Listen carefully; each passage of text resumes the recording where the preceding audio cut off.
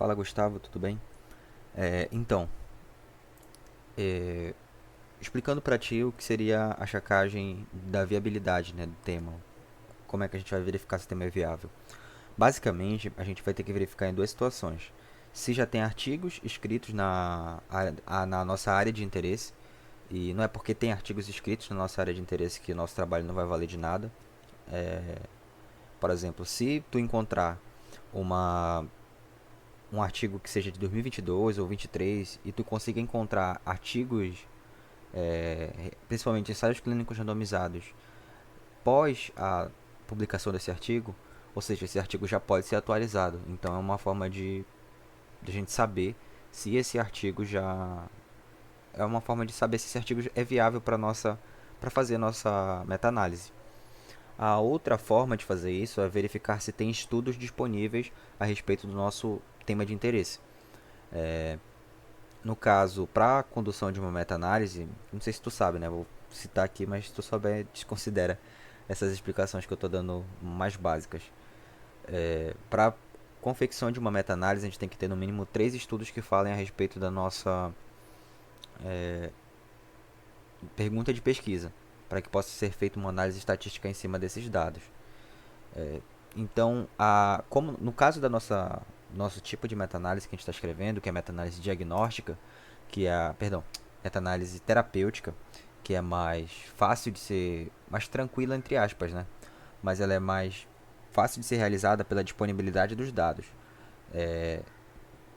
Do que a diagnóstica, por exemplo, a nossa preferência vai ser sempre por ensaios clínicos randomizados. E no caso de não poder ser realizado ensaios clínicos randomizados, a gente vai poder passar por alguns estudos coorte, retrospectivos ou prospectivos e talvez para estudos transversais. Isso vai depender, por exemplo, da possibilidade de ser testado a, a intervenção no grupo, né? Então, por exemplo, algumas especialidades cirúrgicas a gente não vai poder testar determinadas intervenções porque é antiético. Então, o que eu geralmente faço para chegar a essa questão de viabilidade é basicamente a primeira pesquisa que eu faço geralmente vortioxetine, se eu não me engano em inglês escreve assim, and glioblast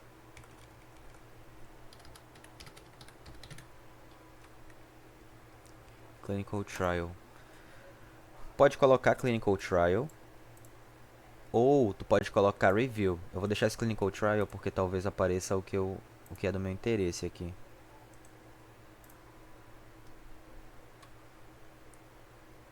É este artigo, eu acabei achando ele. É este artigo aqui que eu vi. Eu vi num vídeo de um neurocirurgião no TikTok esse artigo. Aí eu achei interessante e acabei pegando pra dar uma olhada rápida, né? Tu vai ver que meus principais interesses eles são relacionados à neurologia e neurocirurgia, porque é o que eu pretendo, é o que eu vou fazer. Então, se tu quiser outra especialidade, alguma coisa assim, e quiser escrever artigos sobre sobre isso, tu vai pesquisando também a respeito dos teus temas de interesse, que eu obviamente vou ajudando com a questão da meta-análise e tudo mais. É esse mesmo, esse artigo mesmo aqui, publicado na Nature.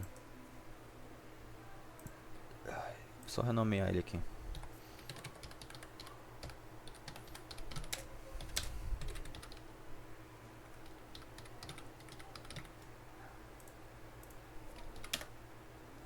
Tá? Então, o que eu geralmente faço? Eu não coloco clinical trial aqui, eu coloquei clinical trial porque apareceu. Posso colocar systematic review. Na verdade tem que ser vortioxetina and, que é o conector, systematic review.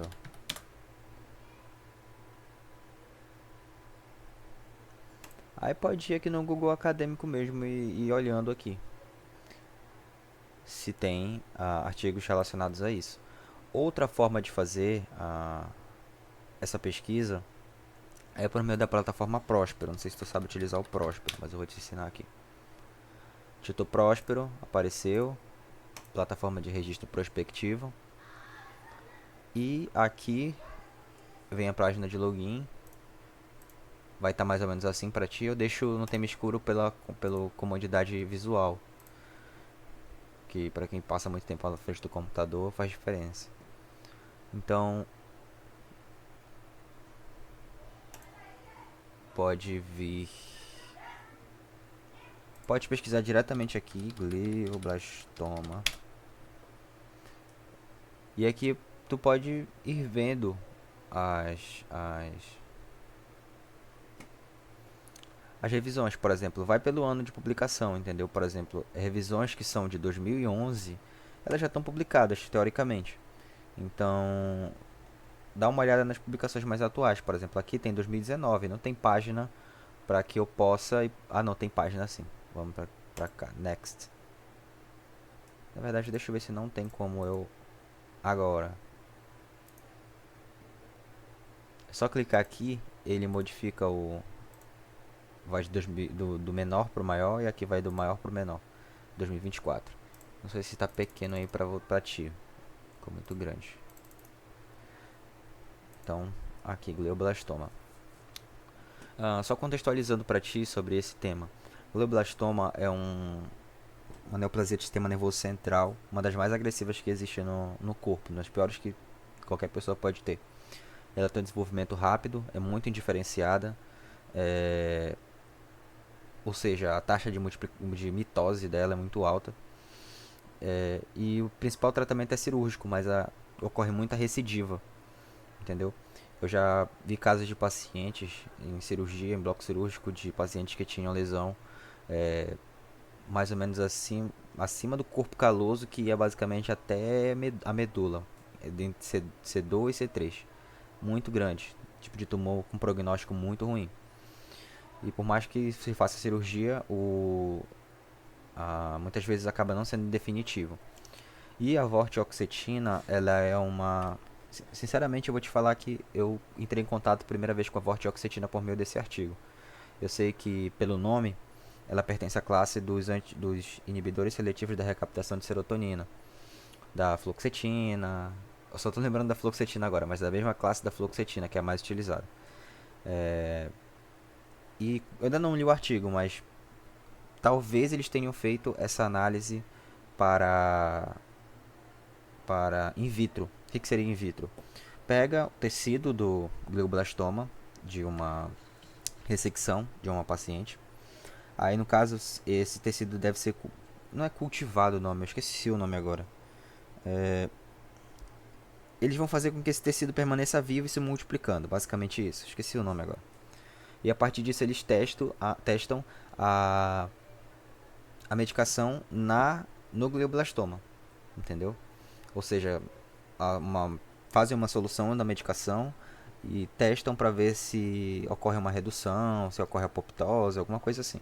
Eu acredito que o estudo deve avaliar isso, porque eu acho muito difícil testar no paciente diretamente. Se testou diretamente no paciente, é excelente. Mas eu tenho que ver o estudo ainda. Então, o que basicamente tu vai fazer? Tu vai vir aqui no Mesh.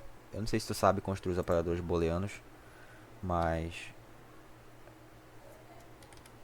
eu vou ter que ensinar aqui, caso tu não saiba.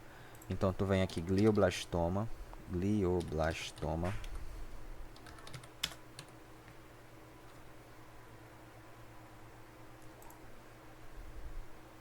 Vai copiar o primeiro aqui, Ctrl C.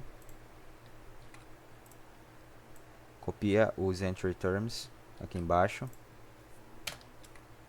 certo? Aí, como eu já faço isso há bastante tempo e é meio chatinho tu ficar repetindo isso toda vez, eu tenho um prompt para construção dos operadores booleanos no ChatGPT. Aí vem aqui no ChatGPT e coloca, dá enter nesse prompt que eu vou te mandar por mensagem. Ctrl C, Ctrl V. A partir disso ele vai construir os operadores booleanos. Vai copiar e vai deixar aqui. Aí a próxima palavra-chave que tu vai pesquisar é da própria vortioxetina. Só que uma dica minha é, pesquisa primeiro do geral para o específico. Se tu segmentar muito o trabalho, pode ser que os resultados sejam insatisfatórios. Então, por exemplo, em vez de pesquisar a vortioxetina, eu vou pesquisar a classe medicamentosa da vortioxetina. Entendeu? É a mesma coisa, por exemplo, se eu não tivesse esse trabalho de glioblastoma e vortioxetina.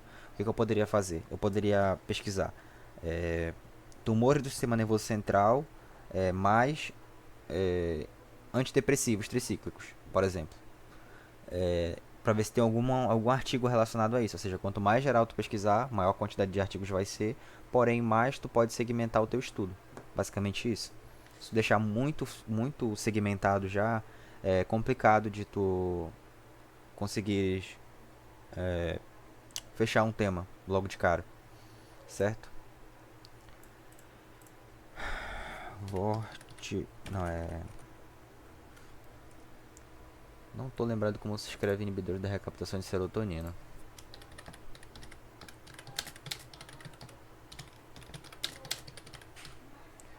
Inibidores seletivos.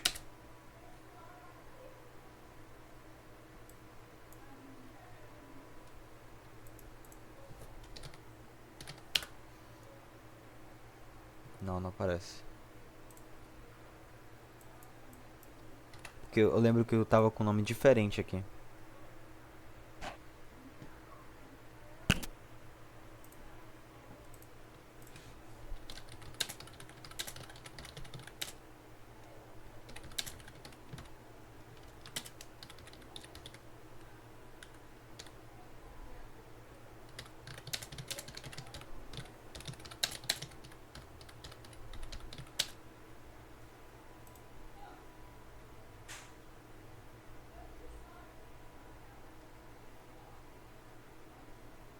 Se eu não me engano, era um desses aqui. Aqui. Esse mesmo. Selective Serotonin Uptake. Isso. Aí tu vai copiar novamente até os dois pontos. Tem que deixar todas as palavras na mesma linha, tá? Ou, perdão, em linhas diferentes. Colocou. Aí vai gerar aqui pra ti.